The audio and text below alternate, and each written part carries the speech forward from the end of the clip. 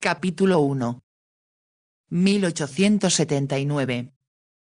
El duque de Murminster regresó a Inglaterra malhumorado después de realizar un fatigoso viaje por Holanda a donde acudiera por indicaciones de la reina y del primer ministro. Si había algo que le resultaba aburrido eran los discursos de los hombres de estado que tenían aspecto de burgomaestres, así como los de estos, quienes tenían una apariencia casi exacta a los retratos de sus antepasados que podían admirarse en el Rijksmuseum. Se preguntaba al escucharlos si alguna vez había salido algo efectivo como resultado de esas interminables peroratas. Sin embargo, por lo que consideró un extraordinario golpe de buena suerte, pudo salir de Holanda un día antes de lo esperado. Por lo tanto, a través de la embajada inglesa envió un cable a Londres para avisar a su servidumbre de su regreso. Sabía que cuando menos a su llegada lo esperaría una buena cena, pero el destino estaba en su contra ya que el barco retrasó su salida de Rotterdam y hubo mal tiempo durante la travesía. El duque era buen marino pero llovía y soplaba un viento frío que impedía salir a cubierta, por lo tanto se vio confinado a un camarote que le hizo pensar despectivo que parecía una cueva de conejo. Fue cierto consuelo al descender a tierra en el muelle de Londres encontrar que su carruaje tirado por dos finos caballos lo esperaba. También estaba allí su secretario para hacerse cargo del equipaje. Después de saludar al señor Watson partió hacia su casa de la plaza Grosvenor anhelando llegar para deleitarse con un baño caliente. Era bastante más tarde de lo que había previsto y por tal motivo estaba hambriento. Ni siquiera la copa de champaña que su mayordomo tenía lista para él, junto con algunos emparedados de paté de hígado de ganso,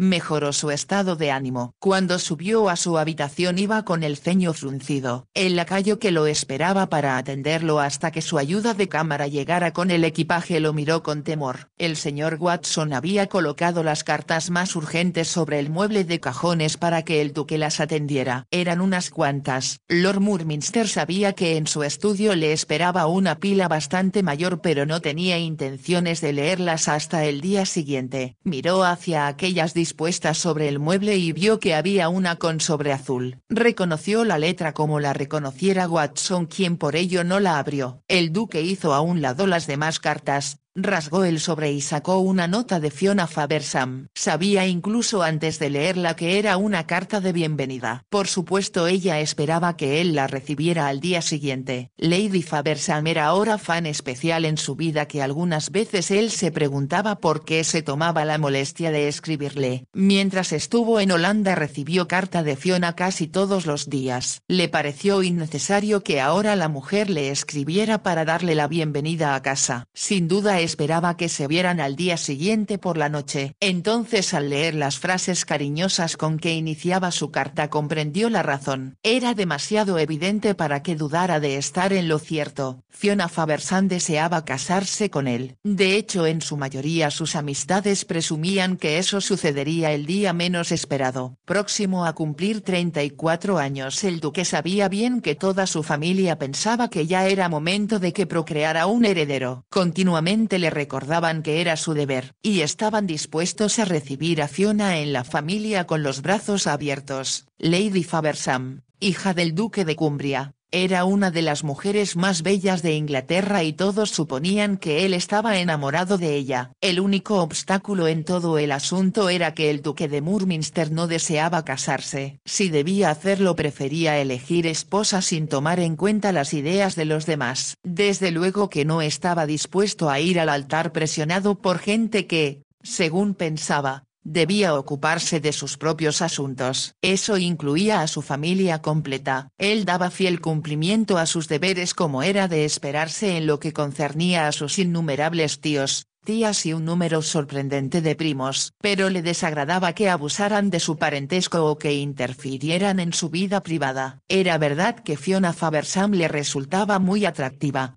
Cuando ella llegó a Londres, después de terminar su periodo de luto, le había resultado irresistible. Fiona se había casado con Lord Faversham cuando aún no cumplía los 18 años. Su esposo no solo provenía de una de las más antiguas familias de Inglaterra, sino que también era muy rico y atractivo. Alguien había comentado que en su vida disfrutó de más aventuras amorosas de las que podían contarse. Por fin se había enamorado locamente de Fiona y convenció a la familia de ella de que enmendaría su libertino modo de ser. Sin embargo, como el natural jamás cambia, no cumplió su promesa. Después de una luna de miel donde visitaron todos los lugares románticos de Europa, regresaron a Inglaterra. Entonces Eric Faversam reinició su vida tal como era antes, pues no podía resistirse a una cara bonita.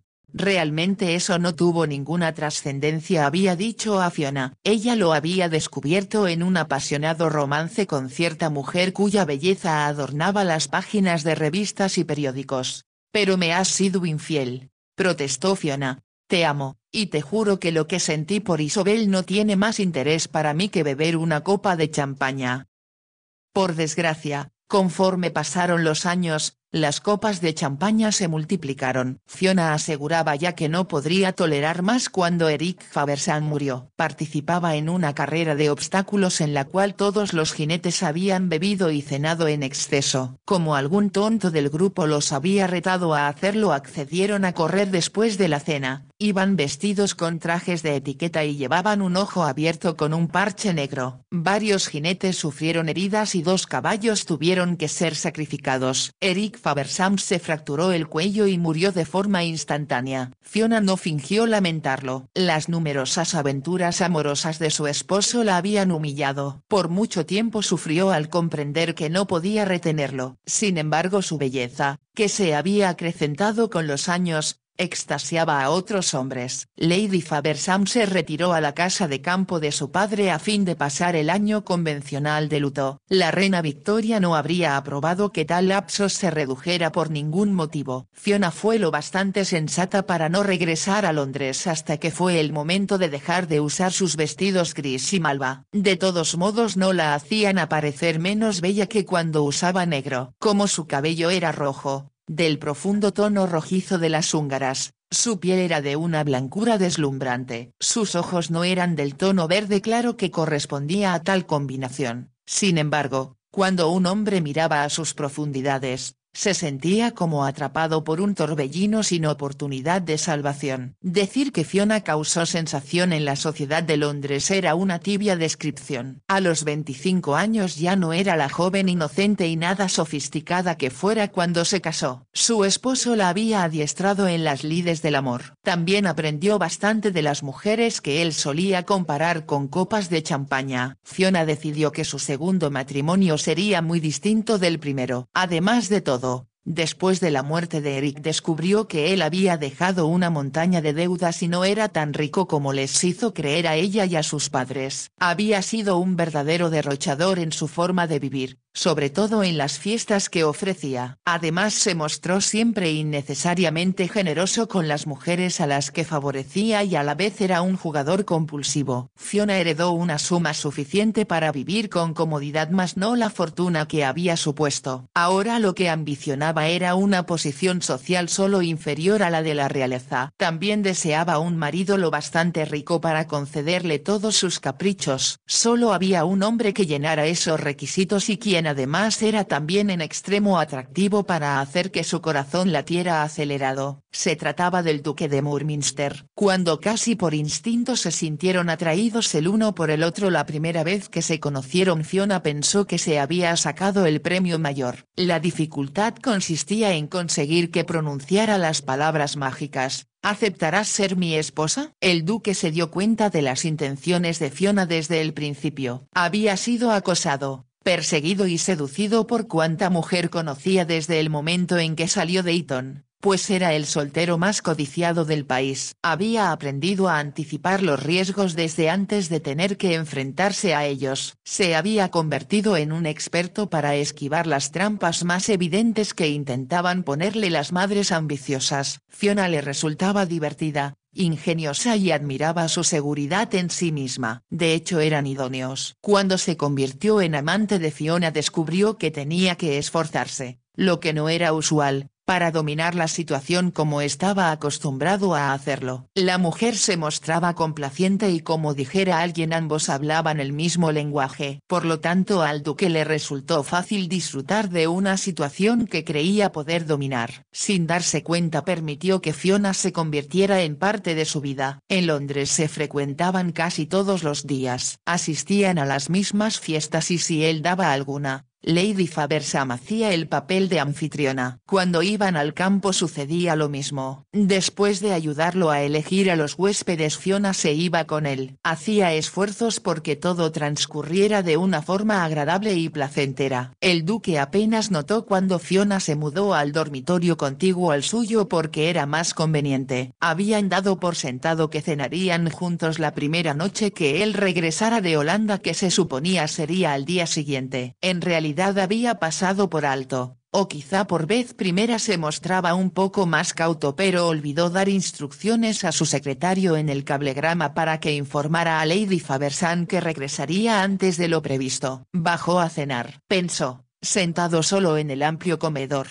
que habría sido placentero tenerla a su lado. Le estaría contando todo lo que había sucedido durante su ausencia. Sabía que lo haría de forma divertida y también que habría mucho que escuchar. A quien cortejaba el príncipe de Gales, quienes habían reñido. Y por supuesto se enteraría de las nuevas aventuras amorosas que surgieron entre su círculo de amigos íntimos. Era muy raro que el duque cenara solo. Como el silencio era un tanto opresivo charló con su mayordomo mientras este y dos lacayos le servían la cena. Reading, quien había estado con él durante muchos años se mantenía en estrecho contacto con los sirvientes de Moor Park. Así que el duque pudo enterarse de que se presentaban buenas perspectivas para las partidas de caza que se proponía organizar. Reading colocó una copa de brandy frente a él ya que nunca bebía oporto. ¿Deseaba algo más su señoría?, preguntó en tono respetuoso. Vea que me despierten mañana temprano ordenó el duque. Tengo mucha correspondencia por atender. Como ordene su señoría. Reading se inclinó ante él antes de abandonar la habitación. El duque se reclinó en su silla y bebió un sorbo del brandy. Añoró de nuevo que Fiona estuviera con él. La veré mañana, se dijo. Había tenido tiempo suficiente en Rotterdam para comprarle un atractivo y costoso regalo. Su intención era dárselo para Navidad pero decidió ahora entregárselo enseguida. Solo faltaba poco más de una semana para Navidad. Eso lo hizo recordar que tenía algo que hacer en Moor Park, además de cazar. Desde hacía tiempo estaba resuelto a reconstruir su teatro privado. Originalmente había sido construido en el siglo XVIII, pero se incendió durante el reinado de Guillermo IV. Sus antepasados fueron poseedores de grandes talentos y cualidades notables. Sin embargo, ninguno de ellos manifestó deseos de expresarse a través de la música o la escritura. Inesperadamente el duque había descubierto que tenía aptitudes musicales y literarias. Mientras sus contemporáneos se limitaban a admirar a las mujeres en los escenarios del teatro él criticaba la obra en sí. Con frecuencia pensaba que habría podido escribirla mejor. Para asombro de sus familiares, ordenó la reconstrucción del pequeño teatro en Moor Park. Tenía intenciones de restaurarlo a como había sido originalmente. Tuvo la suerte de encontrar, para su beneplácito, los planos originales. Fueron diseñados por los destacados arquitectos que también tuvieron a su cargo la reestructuración de la casa. La transformaron en un magnífico edificio que tenía fama de ser desde el punto de vista arquitectónico perfecto. La fachada era georgiana pero habían sido lo bastante hábiles para conservar detrás muchas habitaciones tal como eran desde su origen y eso incluía la capilla. Por fortuna el terreno donde estuviera el teatro no había vuelto a utilizarse. Después de encontrar los planos originales el duque procedió a seguirlos con exactitud. Estaba casi terminado la última vez que estuvo en Moor Park y si iba a fines de la semana lo encontraría terminado. Como estaba tan complacido con su reconstrucción se lo había comentado al príncipe de Gales quien le dijo: «Tendrás que invitarme a la función inaugural Seldon». Hizo una pausa para pensar y añadió: «Pasaremos la Navidad en Sandringham y si lo recuerdas el día de Navidad es miércoles. La princesa y yo iremos a Moor Park el siguiente viernes así que podrás ofrecer la función inaugural la noche del sábado». «Nada me daría mayor placer Alteza», respondió el duque, Trataré de producir algo excepcional. Y por supuesto, bello. Había añadido el príncipe. Eso, pensó el duque, era indiscutible, ya que sabía que al príncipe le atraían las mujeres bonitas. También disfrutaba del teatro, lo que había demostrado al cortejar a Lily Lantry. Cuando esa aventura amorosa llegó a su fin, él le había dado una fama que ella jamás habría alcanzado sin él. El duque consideró ahora que tenía solo 2 semanas para arreglar algo excepcional, como había ofrecido al príncipe. Lo bello habría sido muy fácil si la princesa Alejandra no asistiera. Su presencia significaba que el reparto no podía incluir a las bailarinas del ballet del Covent Garden ni las bellezas de Drury Lane. En una fiesta de hombres solos, ellas se habrían hospedado en la casa. Después de su actuación divertirían a su público de la forma que era de esperarse. La atención del duque estuvo primero concentrada en la restauración del lugar. Después de su entrevista con el príncipe no tuvo tiempo de reflexionar en quién debería actuar durante la función inaugural. De inmediato se dijo que tenía que ocuparse de ello y por supuesto Fiona lo ayudaría. Recordó que cuando se lo había mencionado sorpresivamente ella le aseguró que tenía muy buena voz. El duque debía, añadió Fiona, pensar en alguna escena en la cual ella pudiera cantar para él. En casa siempre solíamos preparar alguna obra para papá para festejar la Navidad o su cumpleaños, le explicó ella. ¿Tenían teatro propio?, preguntó el duque. No, solíamos utilizar el salón de baile y el carpintero colocaba un telón y preparaba la escenografía. Y sonrió antes de proseguir. Sería muy emocionante cantar en un escenario de verdad, con candilejas. Lo miró coqueta y añadió. Siempre he pensado que de no haber sido quien soy habría podido obtener un gran éxito en el mundo artístico. Estoy seguro de que así habría sido ya que eres muy hermosa, respondió el duque con galantería. Quizá habría podido ser otra señora Siddons, continuó Fiona, y en lugar de actuar solo para ti, mi adorado Sheldon, podría haberlo hecho ante cientos de espectadores en Drury Lane. Creo que te habría resultado bastante agotador, comentó con sequedad el duque. Él había mantenido algunos breves romances con actrices y bailarinas. Sabía bien que tras bambalinas todo era muy diferente al glamour que se veía desde el frente. Ahora comprendió que no tenía tiempo para escribir algo para Fiona. En cambio tendría que contratar actores profesionales. Debían ser músicos y cantantes famosos que la princesa Alejandra aprobara y aplaudiera. Lord Murminster conocía muy bien los gustos de Su Alteza, el príncipe de Gales, pero serían imposibles de satisfacer en lo que sería una función familiar.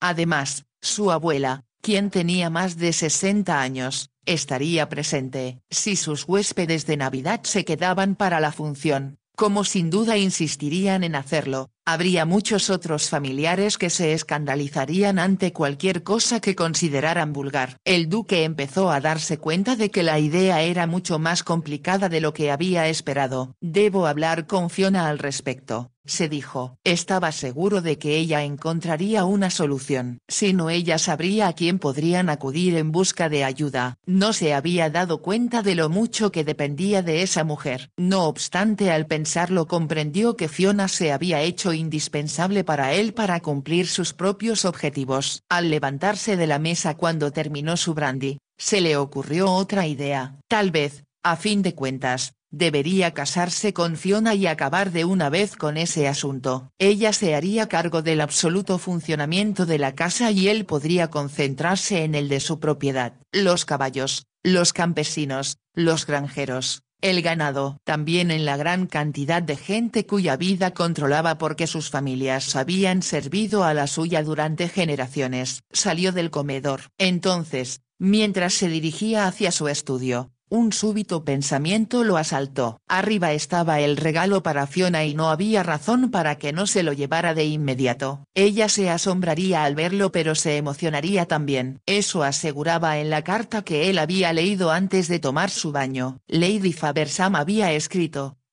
Estoy contando las horas hasta el jueves. Anoche pasé una velada aburridísima cenando con los Burkington, quienes reñían como de costumbre. No tengo planes para mañana en la noche, así que me quedaré contando las horas hasta que pueda volver a verte. La alegría y emoción de ese momento será abrumadora, ya que me parece que ha transcurrido un siglo desde que te fuiste a Holanda. Anhelo estar cerca de ti, deseo escucharte decir que me has echado de menos y ansío, mi más adorado y apuesto amor, algo que sería un error escribir. Firmaba con su nombre y el duque sabía con exactitud lo que ansiaba. Se preguntó si no estaba muy cansado y al instante decidió que eso era un absurdo a su edad. La mitad de los hombres en Londres darían su brazo derecho por ser amantes de Fiona. Subió por la escalera para recoger el brazalete que comprara en Ámsterdam para Fiona. Le habían recomendado al joyero más confiable de toda la ciudad. El comerciante mostró al duque un brazalete que estaba adornado con diamantes blanco-azulados muy finos. También le mostró un anillo que, según explicó, estaba vendiendo en nombre de uno de sus clientes y que tenía un diamante solitario en forma de corazón. Es una gema excepcional, su señoría, aseguró el vendedor, y sería muy difícil encontrar otra que pudiera comparársele. Mientras le daba vuelta entre sus dedos para que captara la luz, el duque comprobó que era verdad. Se le ocurrió pensar que debido a su forma de corazón resultaría un perfecto anillo de compromiso para cuando decidiera casarse. Las joyas de la familia eran soberbias. Cuando su madre hacía acto de presencia en la apertura del Parlamento, siempre había sido la mejor alajada entre las aristócratas presentes. Ahora en su mayoría las joyas estaban en la caja de seguridad esperando el momento en que él eligiera una esposa. Había varios anillos de compromiso que pasaron de una a otra generación. Sin embargo, siempre supo que a las prometidas se les obsequiaba un anillo propio que no formaba parte de la colección familiar. Finalmente el duque terminó por comprar tanto el brazalete como el anillo. Eran costosos, pero sintió que había obtenido el valor de su dinero. Se guardó el brazalete en un bolsillo y dejó el anillo en el cajón. Si acaso se le declaraba a Fiona, estaría ahí, esperando para ser entregado. Sin embargo, aún no se había decidido del todo. Ignoraba el porqué, excepto que ella lo había asediado con demasiada insistencia. Sentía como si todo el asunto hubiera sido perfectamente planeado y resultaba por demás evidente. No sabía con exactitud qué quería, excepto por supuesto que su esposa fuera bella. Todas las anteriores duquesas de Murminster lo habían sido. Por supuesto también su linaje debía ser equiparable al suyo. Esa condición la satisfacía por completo Fiona, ya que el ducado de su padre era incluso más antiguo que el de Murminster. Deseaba a alguien que lo excitara físicamente. Asimismo debería tener gracia suficiente para ocupar su posición con la dignidad que su madre lo había hecho. Recordaba que de pequeño solía atisbar desde la galería de los músicos las cenas que se ofrecían en el salón de banquetes. Pensó que su padre en una de las cabeceras de la mesa parecía un rey. Su madre al otro extremo era la viva imagen de una princesa de cuento de hadas. Resplandecía a cada movimiento que hacía y era la más bella de todas las mujeres. Fiona sin duda también lo sería. Cruzó por su mente la idea de que tal vez ella no sería tan amada como lo fuera su madre. Todavía la adoraban los sirvientes de su finca. La duquesa es como un ángel que hubiera bajado del cielo para morar entre nosotros, recordó que había comentado uno de los viejos pensionados. Era apenas un pequeño cuando lo escuchó, pero jamás lo había olvidado. Fiona en verdad no era ningún ángel. De hecho, en las vehementes relaciones amorosas que mantenían podría describírsele más apropiadamente como portadora de un fuego infernal. Deseaba a Fiona. La deseaba en ese momento y ella vivía a la vuelta de la esquina en una casa situada en Carlos Place. Para llegar hasta ella solo tenía que ser lo bastante valiente para enfrentarse al duro clima durante unos minutos. Cuando llegó al vestíbulo, un lacayo le tenía listo su abrigo forrado de piel de Marta cebellina con cuello de astracán. Otro sirviente le entregó su sombrero de copa y sus guantes y un tercero su bastón. ¿Está seguro su señoría de que no necesita carruaje?, preguntó el mayordomo con voz respetuosa. No, gracias Redín, no iré lejos, respondió el duque. Se abrió la puerta del frente y él bajó con cuidado la escalinata que podía estar resbalosa por la escarcha. No había duda que esa sería una noche gélida, pensó. Caminó con rapidez y se alegró de que no soplara el viento. Por la plaza se deslizaban los carruajes. En la casa contigua a la suya era evidente que había una cena y algunos invitados se retiraban en ese momento. El duque avanzó con premura para evitar ser reconocido y dio vuelta hacia Carlos Place. Fiona tenía una atractiva casa en el lado izquierdo. El duque la conocía tan bien que pensó que podría haber llegado con los ojos vendados. Mientras subía los escalones buscó la llave que había sacado del cajón de su dormitorio. En cierto detalle siempre se mostró muy cuidadoso. Jamás permitió que Fiona acudiera sola por la noche a su casa de la Plaza Grosvenor. Tampoco que cenara allí con él sin acompañante y jamás le había hecho el amor después de que sus invitados se retiraban. ¿Cómo puedes ser tan quisquilloso?, había bromeado ella.